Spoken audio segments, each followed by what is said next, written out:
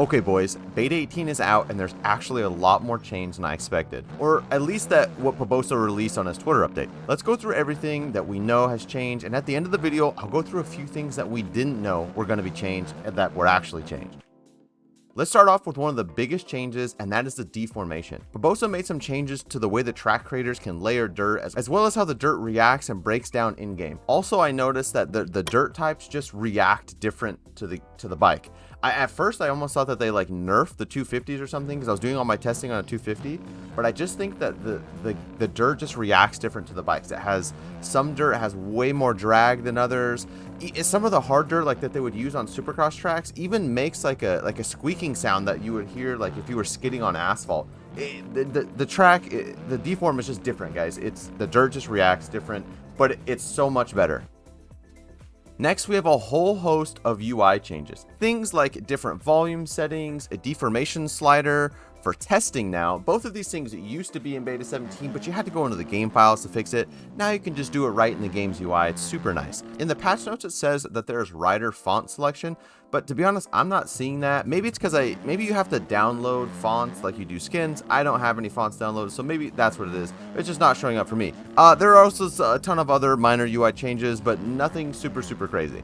New settings. There are some new settings that you guys may want to be aware of. Under graphics, you can now change draw distance, model detail, and terrain detail, as well as turn off track screens. These settings can really help your overall performance. If you're struggling with performance like I am, turning some of these things down or off can really help boost your FPS. Under miscellaneous, you can now change audio for things like wind, which is awesome because the wind in this game is absolutely too loud, and now you can turn it off or just downed. You can also change the volume for the brake squeak. I know some people don't like that. I personally am a fan of a little squeakage, so I keep mine kind of the 75 range. You can use the remote bike's volume to adjust the sound of the other bikes around you on the track.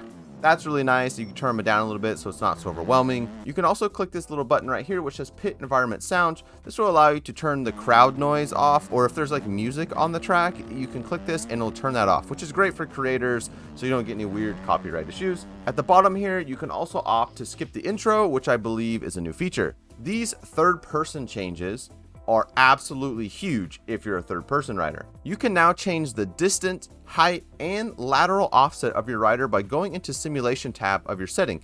Dude, this gives you so much more control of your camera around your rider, and I think that you third-person guys will benefit from this so much. And there's a few of you guys that I'm a little nervous because you're already so fast, and like these are just gonna make you even faster.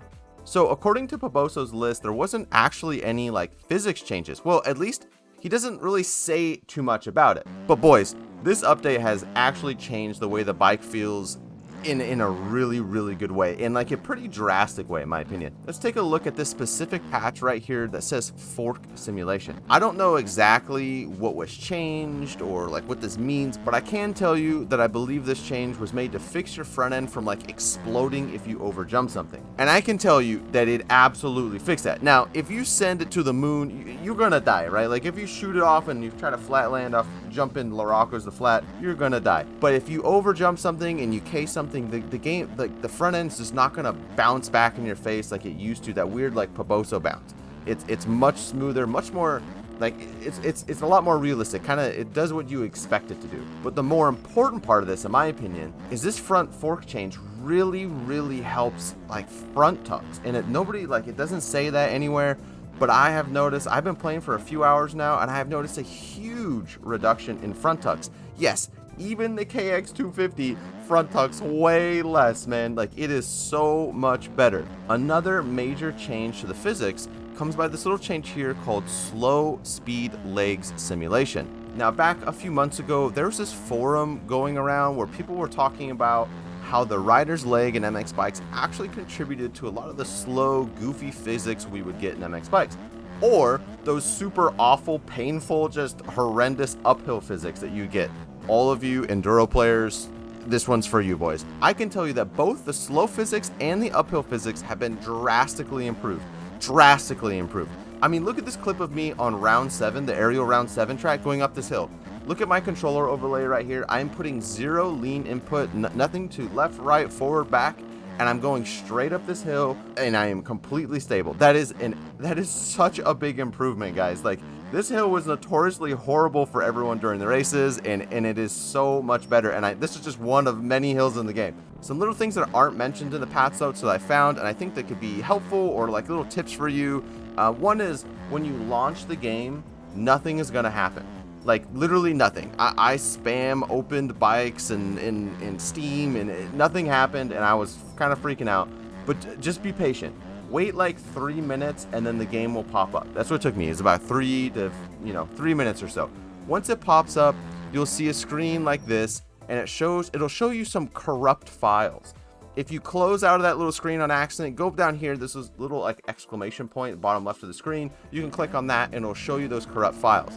If you're having problems with like super long load times as you load into the game, or if the game crashes, which by the way, very minimal game crashes that I've seen, try deleting those files that are corrupt, and I think it'll help your experience. It'll help things load a lot faster. At least that's what I have found, and a lot of my teammates on RD Racing have said the same thing. The other thing that I noticed is that all of your setups are going to be erased.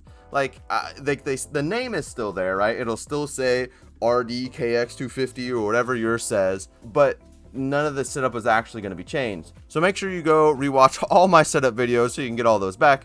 Also, I'd like to say that like the stock setup seems a little bit like the stock suspension is really solid. I did test my setups again, like a few of them, to see if they improved. I still think that they're better, but you know, play around with that with you will. Okay, a couple other quick little things. One thing is if you're using lean help, the game is going to feel a lot different. I guess it's way more stiff. I don't use lean help, but if you use lean help and it feels totally weird, they changed lean help, so that's probably something. The another big thing, or it's not really that big, but something I noticed I really like, is in the lighting changes. There's a note about lighting changes. I actually really noticed this. I noticed this on tracks like on Ariel's Unadilla. There's this one specific corner that's really, really dark, and I always struggled to see, and I actually can see a lot better in that corner now. But just a couple little things, you know. Anyway, boys, if you'd like to see more Beta 18 content, make sure you hit that subscribe button. I have so much coming out. I have E-road videos, first impressions. I just got all this stuff, man. I have everything coming out very soon. So if that's something you're interested in, make sure you hit that subscribe button, and I'll see you in the next one. Peace!